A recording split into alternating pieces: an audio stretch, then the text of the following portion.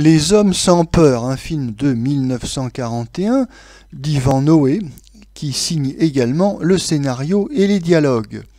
Avec dans les rôles principaux Madeleine Sologne, Pierrette Caillol, qui n'est autre que la compagne de Ivan Noé, et qu'on ne voit que dans les films de son compagnon, Jeannine Darcet, Claude Dauphin, Jean Murat, Gérard Landry et Jean Doran, le futur inspecteur Bourrel de la série télévisée Les 5 dernières minutes. Le sujet: à Paris, en 1895, à l'époque de la découverte des rayons X. Les chercheurs, les savants sont de véritables martyrs, car ils ne savent pas se protéger contre les radiothermites qui provoquent des infections cancéreuses. Ainsi, le professeur Bellecour, c'est-à-dire Jean Murat, qu'on doit amputer d'une main. Ainsi également son assistant Henri Vermont, c'est-à-dire Claude Dauphin. Celui-ci, conscient du danger, a le courage de rompre avec Madeleine Sologne, sa fiancée. Toutefois, il cherche un moyen de protection et le découvre. Bellecour, Jean Murat, aura son apothéose à la faculté de médecine. Retiré à la campagne, Claude Dauphin guérira et le mariage projeté aura lieu. Rares sont les films à la gloire des grands scientifiques, rares sont les films qui nous font partager leur existence de combat pour faire avancer la science et soulager l'humanité de ses maux.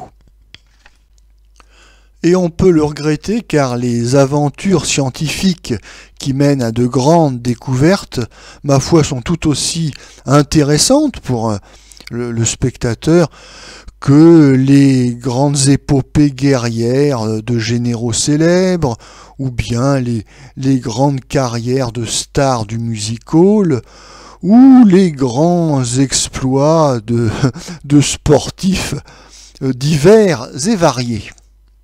Le grand Sacha Guitry s'y était essayé avec un film à la gloire de Pasteur. Le résultat, il faut bien le reconnaître, était assez mitigé.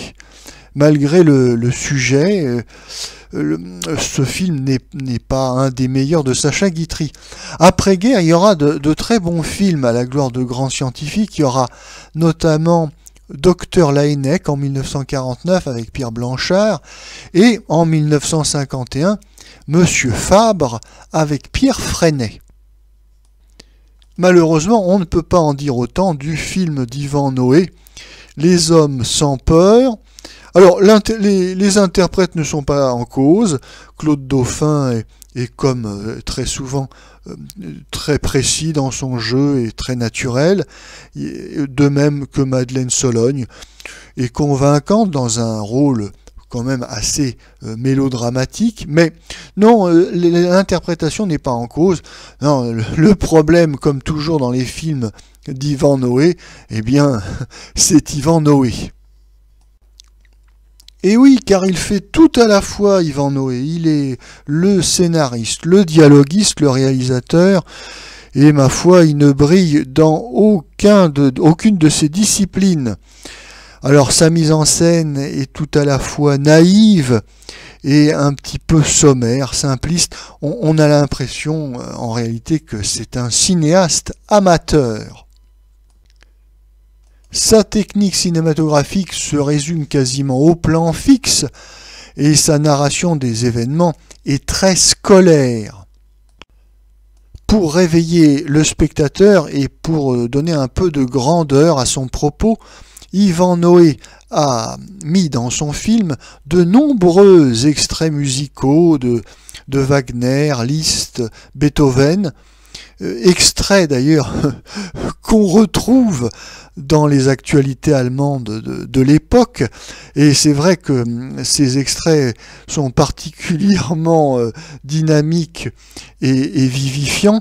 Bon, alors l'effet de surprise passé, malheureusement le spectateur se rendort. Oui, ces courts extraits de musique grandiose ont bien du mal à nous faire oublier la médiocrité du film et aussi son petit budget un peu ridicule. Là, on sent encore une fois que les décors ont été faits avec vraiment très peu de moyens. Tout ça sans le bricolage, la toile peinte à bon compte, c'est quand même un film qui sent la misère.